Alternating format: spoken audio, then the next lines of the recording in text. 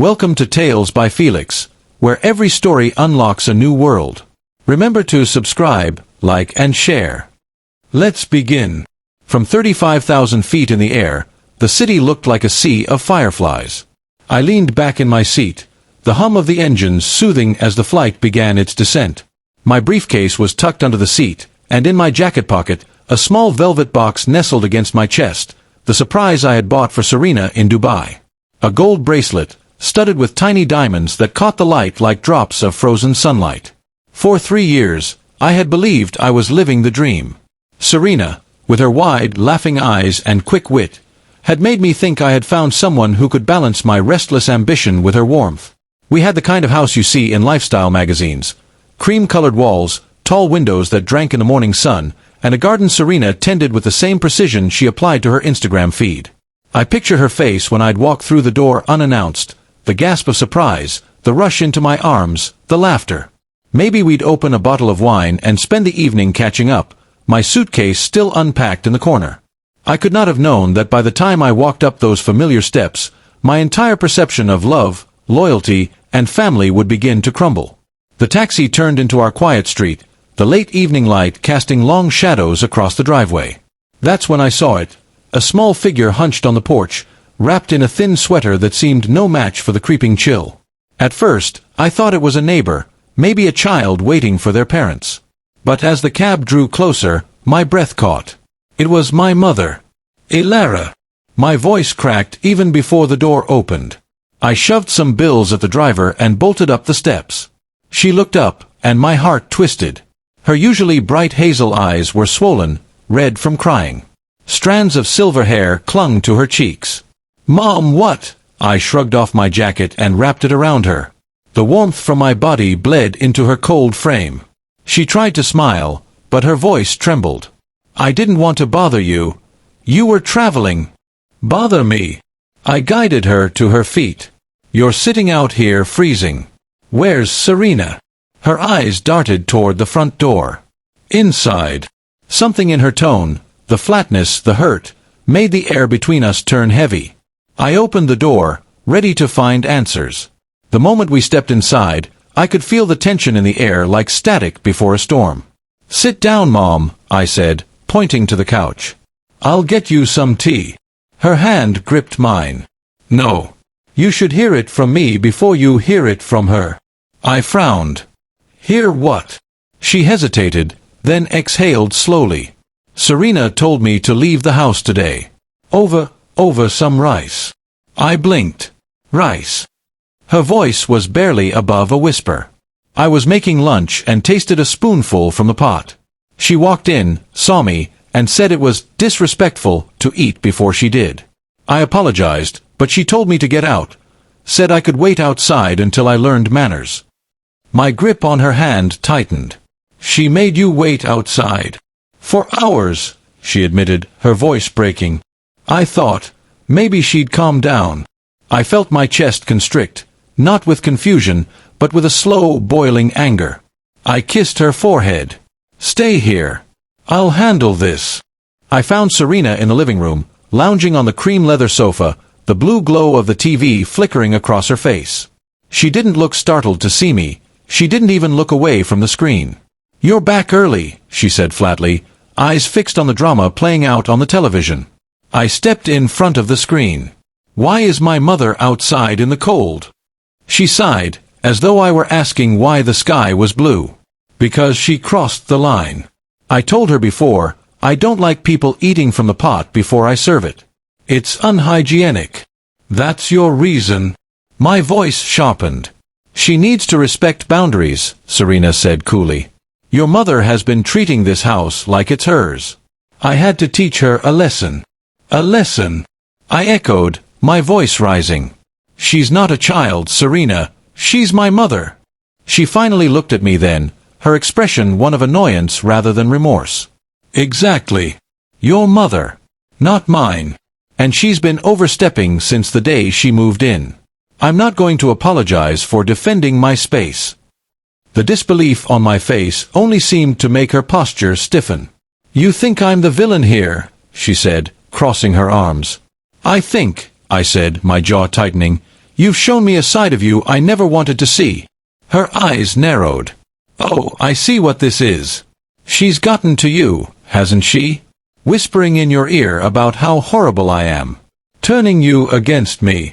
I shook my head slowly. No one's turning me against you, Serena. You did that yourself. She's been a problem since she moved in, Serena shot back, her voice rising. Always undermining me, making little comments when you're not around. She's been nothing but respectful to you, I cut in sharply. If anything, she's been trying to make this work. Serena let out a harsh laugh. You're blinded by her act. I've seen it, the way she looks at me, the way she questions everything I do. She's manipulating you. I stared at her, really stared, and for the first time, I realized I didn't recognize the woman in front of me. The warmth I once thought was in her eyes was replaced with a coldness I couldn't ignore. And in that moment, something inside me shifted. The thought was quiet at first, almost unnoticeable, but it grew louder with each passing second. If she could treat my mother like this, what else was she capable of? The bond between us, once unshakable, now felt like glass, and I could hear the cracks forming. That night, after Serena slammed the bedroom door, I sat at the kitchen table with my mother. The only light came from the overhead pendant lamp, casting a warm pool around us while the rest of the house felt like a shadow we couldn't escape. Her fingers traced the rim of her teacup. You know, she said quietly, when your father passed, things weren't easy. I reached over and took her hand. I remember you working long hours. She smiled faintly, but her eyes were far away. It was more than that. I sold my wedding jewelry, every piece your father ever gave me. The gold bangles, the necklace with the emerald pendant, all gone. I worked 2 jobs, cleaning offices at night, sewing clothes in the day, just so I could pay your tuition. Her voice wavered, but she pressed on. I never told you because I didn't want you to feel guilty. I wanted you to focus on your studies, not worry about how the bills were paid. I sat back, guilt washing over me in waves. You gave up everything. She shrugged lightly, as if it were nothing. It was worth it. Seeing you graduate, watching you succeed, that was my reward. I clenched my jaw, my hands curling into fists under the table. My wife had tossed this woman, the reason I had a future at all, into the cold over rice. The more I thought about it, the angrier I became. I remembered nights when I'd find her asleep at the sewing machine, the lamp still burning, scraps of fabric scattered like fallen leaves. She had worked her hands raw so I could have opportunities she never had. And Serena had reduced her to tears over something so small it was almost absurd. I stared across the table at my mother. You know what hurts most? That I let her get away with small things before. Little jabs, subtle insults. I thought they didn't mean anything. She gave me a soft smile, always the peacemaker. Marriage is hard, son. People clash. I shook my head. There's clashing, and then there's cruelty. This crossed a line. For the first time that night, my mother's expression shifted, not to anger, but to a quiet kind of sadness. I don't want to be the reason your marriage falls apart. You're not the reason, I said firmly. She is. The next morning, I woke up before dawn. Serena was still asleep, her perfectly manicured hand curled under the pillow. I stood there for a long moment, studying her face. I tried to find traces of the woman I had fallen in love with, the one who had made me laugh so hard on our 3rd date I nearly spat out my drink. But all I could see now was someone who could look at another human being in pain and feel nothing. I went downstairs, made coffee, and sat across from my mother at the kitchen table. I've made my decision, I told her. She looked up from her cup. And I'm not going to pretend this is something we can work through. She crossed a line she can't uncross. My mother reached for my hand. Are you sure? I nodded. She'll be leaving this house. I won't let her make you feel unwelcome here ever again. When Serena finally came down, her hair perfect and her silk robe cinched tight, I was ready. We need to talk, I said. She glanced at my mother sitting at the table, then back at me. If it's about last night, I'm not apologizing. I'm not asking for an apology, I said evenly. I'm telling you this marriage is over. She blinked. For a moment, I thought I saw something like surprise flicker in her eyes, but it quickly melted into a mocking smile. "Oh, please. You've threatened divorce before." "I've never meant it before," I said, my voice steady. "Now I do." Her smile faltered. "You're serious?" I leaned forward. "Pack your things. You'll be gone by the end of the week." She laughed, but there was no humor in it. "You'd throw away our marriage for her?" I didn't break eye contact. "I'm ending this marriage because you showed me exactly who you are." Her laughter stopped. She crossed her arms, her voice dripping with wounded indignation. "You're choosing her over me. You've been manipulated." I shook my head. "No. I've opened my eyes." She stepped closer, lowering her voice to that sweet tone she used when she wanted something. "We can fix this. We can go to counseling. I'll try harder." I almost laughed at the sudden change in her tune. "You had years to try harder, Serena. Last night wasn't a mistake. It was who you are." Her eyes glistened with unshed tears. "If you do this, you'll regret it." I stood up, ending the conversation. "The only thing I regret is not seeing the truth sooner." She stood there, staring at me, her jaw tight. I knew she wasn't done fighting, but I also knew nothing she said would change the fact that the end had already begun. By morning, my decision felt even sharper. The bitterness of last night hadn't dulled with sleep. If anything, it had crystallized into something unshakable. I didn't wait for Serena to wake up. The phone felt heavy in my hand as I searched for the number of a divorce lawyer a colleague had once recommended, a man known for his efficiency and ruthless precision. He picked up on the second ring. "This is Daniel Harper." "Mr. Harper, my name is Michael Lewis," I began, my voice firm. "I need to file for divorce immediately." There was a brief silence, then, "Understood. Can you come to my office today?" "Yes." "The sooner the better." I glanced toward the staircase. My mother was in the kitchen, pretending not to overhear. Serena's door remained closed. "Also," I added, "I need to make sure my mother's safety and residency here aren't compromised during the process. She's my priority." "Noted," Harper said. "I'll have everything ready." When I hung up, I felt a strange, almost guilty sense of relief. The wheels were in motion. By evening, I was ready to say the words that would end it. Serena walked in from the salon, her hair perfectly curled, carrying shopping bags as though the last 2 days hadn't happened.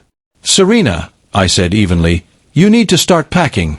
She froze mid-step. "You're still on about that?" "Yes," I said. "And this time, there's no argument. You will be leaving." Her lips curved into a mocking smile. "You think you can just throw me out? You wouldn't last a week without me." I stepped closer, meeting her eyes.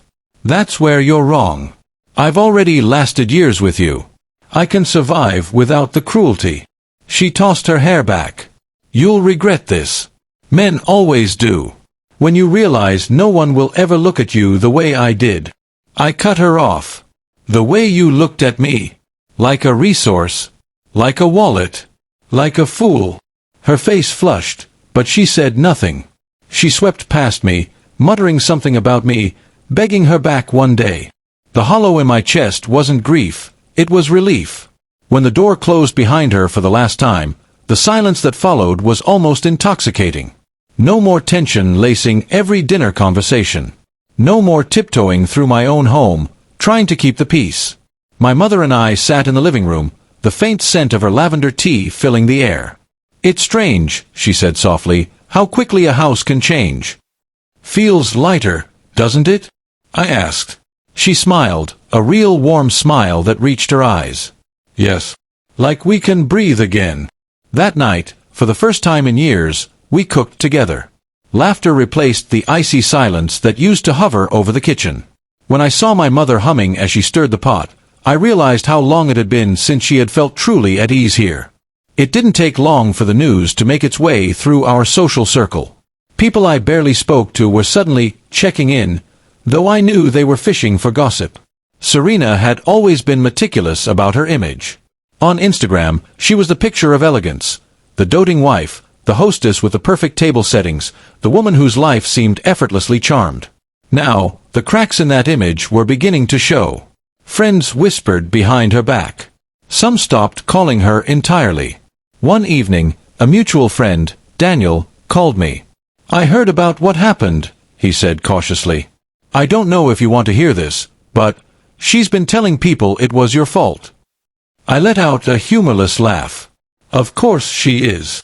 She's saying your mother made living there impossible," he added. I shook my head, though he couldn't see it. "She can tell whatever story she wants.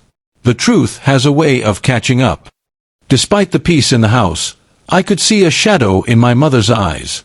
One evening, while we sat in the glow of the fireplace, she spoke. "Michael," she began hesitantly, "are you sure this is the right decision? I don't want to be the reason your marriage ended." I turned to her, taking her hand. "Mom, listen to me. You are not the reason. Serena's actions, her cruelty, that's on her. If it hadn't been this incident, it would have been something else down the line." Her lips trembled slightly. "I've seen marriages end before. It can leave people bitter." "I'm not bitter," I said softly. "I'm free. And so are you." She nodded, but I could tell she still carried a sliver of guilt. That night, I made a silent vow. I would spend every day proving to her that she was my priority, not my burden. The next morning, I found my mother in the garden, kneeling among the marigolds she had planted months ago. The early sun caught in her hair, turning it silver gold. She looked up, startled when I crouched beside her. "You should be resting," she said with a small smile. "I have something to tell you," I said. "A promise." She brushed the dirt from her gloves. "Oh. I will never let you feel unsafe in your own home again," I told her. "I will never let anyone treat you like you don't belong. You've spent your life protecting me, and now it's my turn to protect you." Her eyes softened, and for a moment, I saw the young woman she must have been, strong, proud, unyielding in love. "You've always been a good son," she said, her voice thick. "I don't need promises. Just keep being you." But it wasn't just words for me. It was a vow I carved deep into my heart. It didn't take long for the ripples of Serena's actions to catch up to her. One afternoon, while I was in the study, my phone buzzed with a message from an old acquaintance. "You won't believe what Serena just did at the club." Curiosity got the better of me, and I called back. Apparently, Serena had tried to charm her way into a charity committee she'd once mocked for being full of old busybodies.